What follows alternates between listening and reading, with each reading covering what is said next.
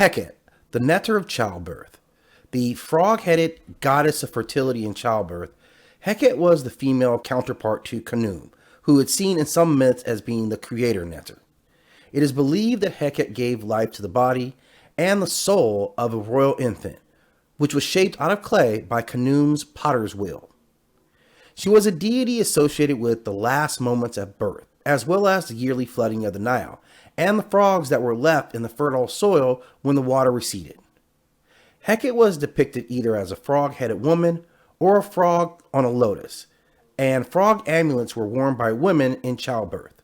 She is known as she who hastens birth. She was originally the counterpart of Khnum, or wife, but she ultimately became the mother of Heqet, perhaps by a different father. It is proposed that her name is the origin of the name Hecate, the Greek goddess of witchcraft. The beginning of her cult dates back to the early dynastic period at least, and in the Asar myth, it is Hecate who breathed life into the new body of Heru at birth, as she was the goddess of the last moments of birth. As the birth of Heru became more intimately associated with the resurrection of Asar, so Hecate's role became more increasingly associated with resurrection.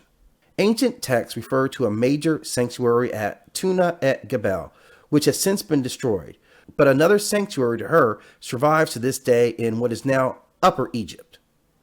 In pyramid texts, she is referred to in a very honored way, as she eases life, particularly for royal children coming into the world.